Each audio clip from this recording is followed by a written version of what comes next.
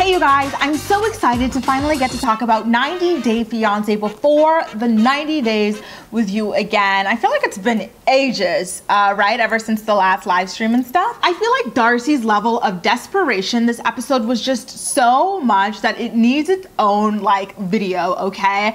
So what happened in the last episode of the show, Darcy and Jesse are at his apartment, and then they let us know that Darcy's gonna have a one-on-one like dinner night with his mom to kind of talk about their relationship and get to know her a little bit better in light of how hard Jesse's dad dragged her a couple of episodes ago. And so you could just see how nervous Darcy is. I'm not a big fan of her disposition. I feel like she goes into every situation like some kind of like a foreign beggar looking to just beg this guy up, regardless of, you know, whether or not they have any real chemistry or common goals or anything like that. For example, Jesse's mom and her dusty ass hair, are at the restaurant, and Jesse's mom decides to, you know, do something really cute. She pulls out her phone. She goes, "Hey Darcy, this is what Jesse looked like when he was like, I don't know, a young child, 7 years old, 8 years old, or something like that." And so Darcy literally was like, "Oh, that's cute. Does he want kids?"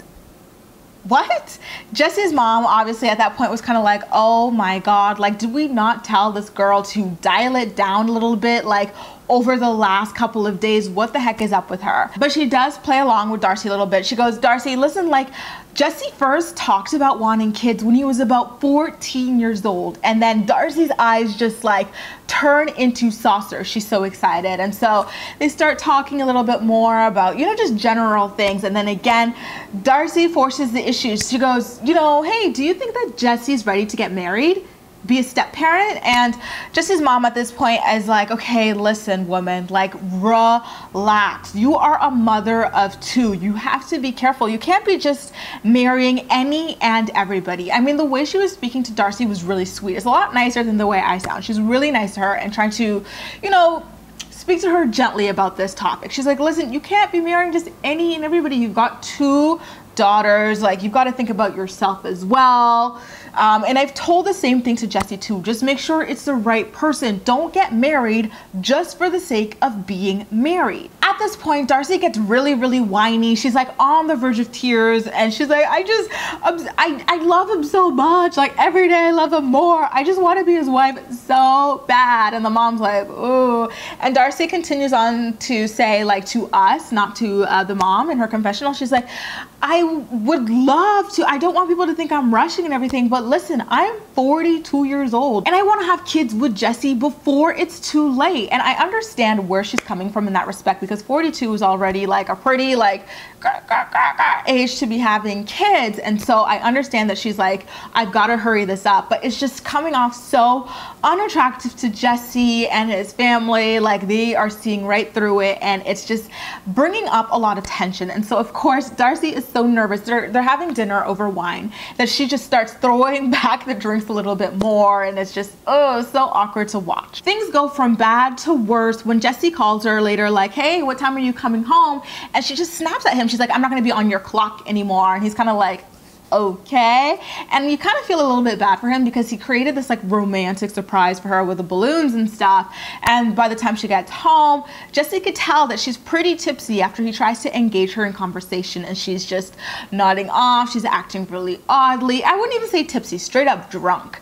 And she's being antagonistic and dramatic and like looking for a fight. And so Jesse seems really disappointed because he did want to get it on with her. He went through this like effort for romancing her and stuff, and here she is like drunk as a skunk and ready to rumble. And he even calls her out for it. He goes, "If you want to make drama, we could make drama. Like, what the heck is your problem?" And that is pretty much all of their scenes for the episode. Nothing really happy happens between the two of them after that one morning when they're getting ready together, and Jesse leaves for work and says he won't return until about 8 o'clock. I was like, Darcy, stop it. You're so focused on getting to the altar that you might destroy this relationship in the process.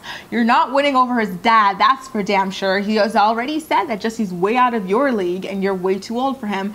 And the mom seems to have been sympathetic to Darcy and wanting to be on her side, help her like calm down her anxieties about the relationship and everything. But Darcy's behavior seems to be turning off the mom as well, and Jessie just does not seem interested in standing for her SHIT. So only time will tell how this fairy tale romance continues. What did you guys think about the dynamic between Jessie and Darcy in this episode? Quite a few of you guys are starting to talk about Jessie being a really controlling guy, and I'm starting to feel like you're kind of almost implying that he might potentially be abusive, and I'm curious about that. So let's talk about it in the comment section down below. You can also like this video, subscribe for more, feel free to share it with your friends as well, and follow me across social media where I absolutely love chatting with you.